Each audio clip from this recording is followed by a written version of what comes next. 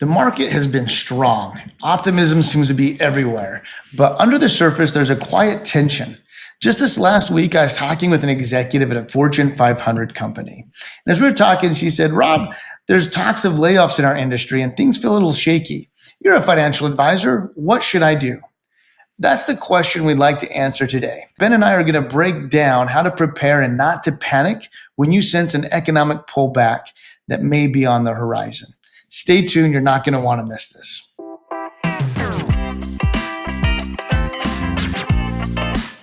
Welcome in. This is Legacy Beyond Wealth. And I know you mentioned that you had an executive bring this up to you, Rob, but I think this is something that's on a lot of people's mind right now because yes, the market's been strong. Yes, there is a lot of optimism out there, but you quietly kind of hear these warning signs that are looming. And look, we've been talking, quite frankly, about a recession for a number of years now. It seems like that's been a very popular word. So I know this is a topic that's going to hit home for a lot of people. And that uncertainty is something that a lot of us don't want to live with. We want to be prepared for. So what do you tell someone that comes, whether it's an executive or just a client that you're meeting with, to say, hey, what should I do? Yeah, I think the first thing to say is you're not crazy to feel uneasy.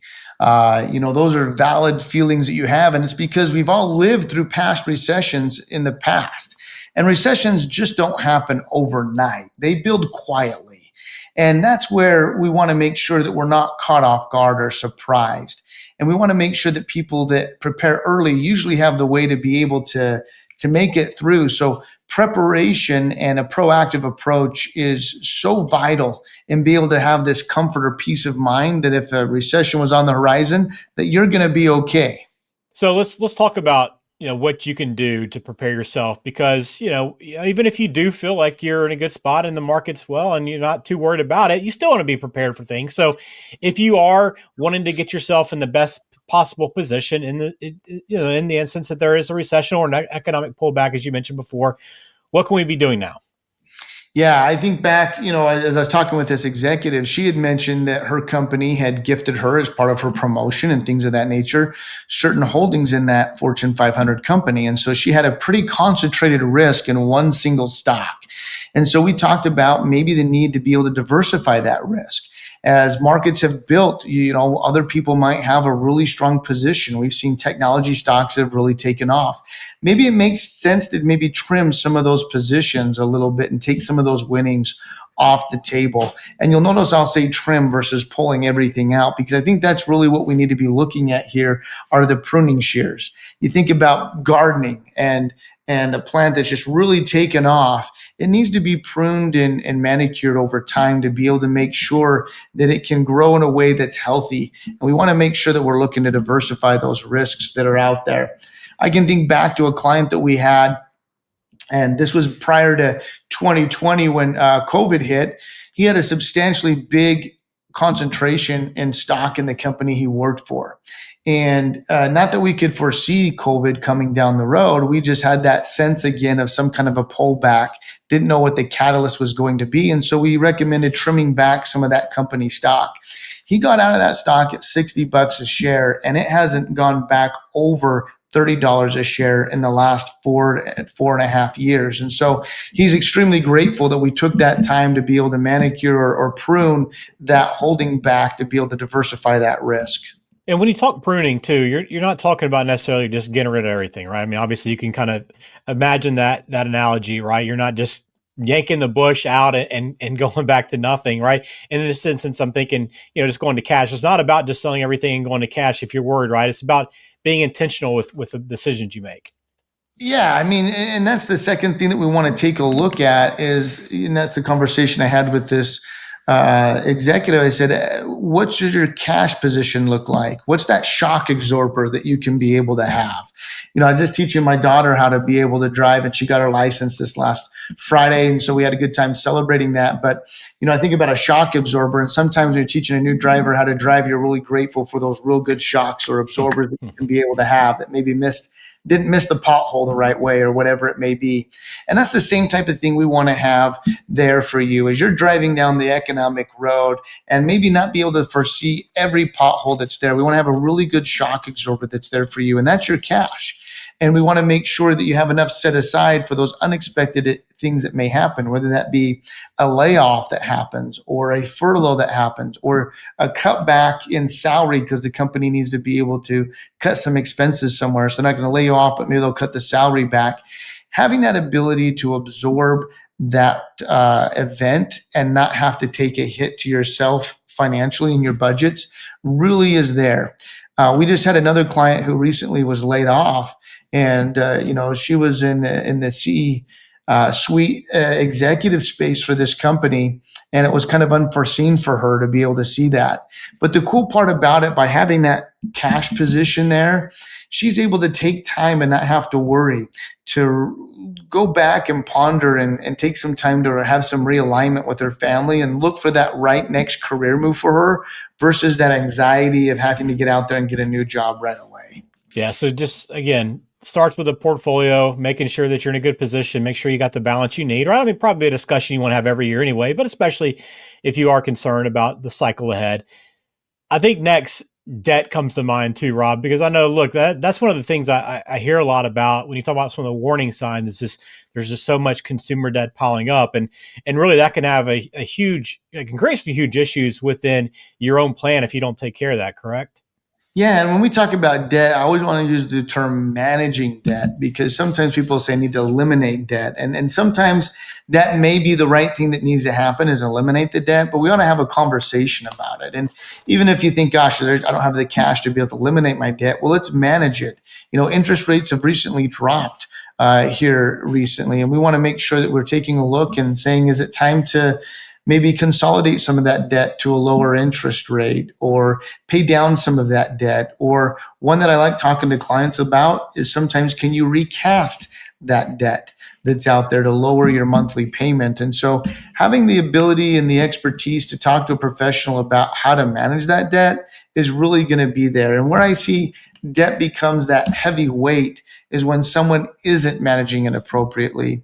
And then that weight becomes even more heavier in tight economic times. All right. So we've covered investments. We've talked about cash, also debt as well.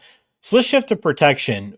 I know that's something that not everyone's thinking about, and often you don't think about it until it's too late. Yeah, that's a great point. So as we take a look at that next step, that's really what we want to be able to see is trying to protect ourselves from what we call the invisible risk that's going on out there. What happens if the portfolio was to drop 30%?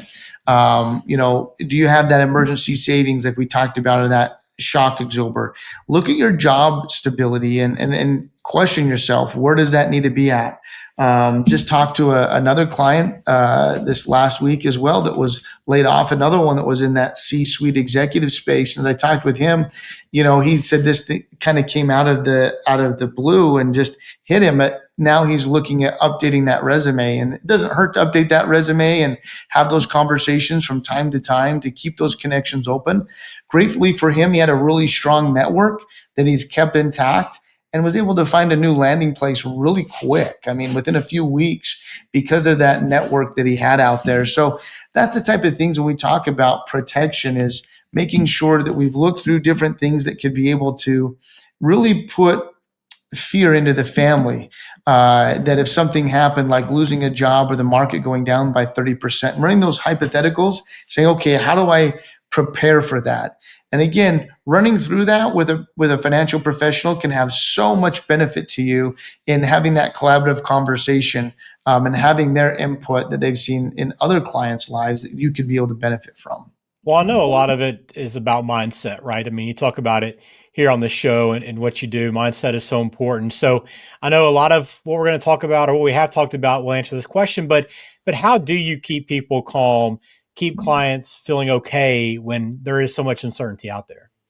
Yeah, I'm reminded of a client that I have as well. I hope it's okay here, Ben, to share some of these, but I think we learn best from other people's experiences that are out there. And it was the night of the election night when Joe Biden won the presidency. And I got a call from a client. And, usually I don't have my phone with me at night, but took a look at it and picked it up. And he said he's so worried that President Biden had won. And in his political view, the country was going to go in a whole different direction and the markets were going to crash. So he said, sell everything and put it into cash. We tried to talk him through that. And His wife said, "Don't sell mine. I want to stay with the advice Rob's giving," but he was adamant to sell his. And in the next few years, he missed out on some pretty sizable gains that the market had out there. I think the biggest thing is when we plan, we want to be able to make sure we can plan to where we can not maybe eliminate the fear, but work through some of those issues that cause the fear to be out there. We have to remember that we typically, as humans, don't make very good decisions when it's all based solely on emotions. And so we want to be able to have some of that logic that's being able to be there. So if we can be able to help clients zoom out, help them understand that markets typically tend to recover. They always have. But when you're reactive to these moments, it really means you could be able to miss out on some great gains that could be able to be out there and really affect your financial future. Are you ready to unlock the freedom to live your best life? Schedule your no-cost 60-minute discovery meeting with our team today. During this session, we'll take the time to understand your family story and financial dreams. Together, we'll craft a personalized roadmap designed to help you achieve your goals. Let's explore how we can unlock the freedom for you and your family to thrive. Just click the link in the description of today's show to get started. Yeah, I mean, it's a great story. I mean, it's I think it's probably a tale as old as time for what you've done, and I think we've all individually experienced something, maybe not to a huge extent, but we've all sold something on emotion or bought something on emotion that maybe we look back and say, I wish I would have done that a little bit differently. But again, why you work with an advisor, right? So if somebody's watching this, I'm going to have to interrupt you just real quick if I could. I got to tell you the rest of the story. Every time we meet together, that couple now, guess whose accounts are a little bit higher? hers. The wife says, and she likes to remind her husband all the time that he usually does better when he listens to her. And so, yeah, it's kind of a funny. That. Yeah. That's great. That's great. Yeah. So what, for somebody that's watching this and maybe thinking, okay, I appreciate what you said. I kind of get a little better understanding about, what I need to be focusing on, some steps I can take. What's the one thing somebody can do right now? Well, maybe they haven't worked with an advisor before. What's the one step they can take right now? Yeah, I think the single most valuable step that you could take right now is to talk with a trusted financial professional. Out there's a lot of individuals with a lot of areas of expertise, but you got to find the one that's the right fit for you. And really that has to start with talking with people around you. Our number one best clients that we get are from referrals from our current clients, from people that they've talked about. We've had that conversation in the previous one about where a client had called in with a question and they had their sister with them and said that their advisor had never talked to them about that before. Look for people that seem to have that successful relationship with that financial professional and then go meet with them and see if that's the right fit for you.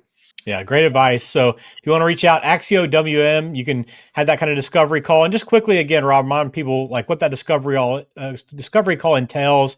What are you talking about in that initial conversation? Yeah, I love discovery calls because we really get to know the family. I mean, we get to take time to really know them in 7 key areas. We want to know their goals, what their vision looks like. And I love it when some people come in and they don't always have it all figured out. That's part of the process, is talking with a professional that can help you find what your values are and your goals and get that alignment and really have that conversation about what financial freedom looks like and how we can unlock that to help clients live their best life. And so we'll dive into relationships, the professionals they're working with. And one of my most favorite areas is expectations. That if we decided to work together, what would be your expectation of us? And most people are taken back by that question because they've never thought of that before. And I think it's an important one for us to be able to look for alignment there. Yeah, I love that. So as we close out this video, talking about uncertainty, talking about a possible recession, how to protect yourself, I think it all kind of comes back to you want to have clarity for the future ahead, right? Block out the noise, block out the chaos, because it's always going to be there, right? Yeah, I mean, when you look back, I've been through this for quite a while now. Economic slowdowns come, and whether that be because of COVID or the '08 crisis and the housing that was there, all of that created a lot of fear that's out there. And not that we always have everything figured out, but when we can be able to take a proactive approach to really looking at and saying whether it's a COVID or it's the tech stocks that bust in the late '90s or the economic downturn in '08 or any number of things that might be out there. When you go about proactive planning, it really helps you to be able to be intentional with what you're doing and to live with purpose and peace in your life. I love that. Well, if you're ready to start talking about your plan, and begin having those discussions with Rob, get in touch. All the contact information is in the show description. We appreciate you being a part of another episode of Legacy Beyond Wealth. Rob, have a good week. Thanks so much, Ben.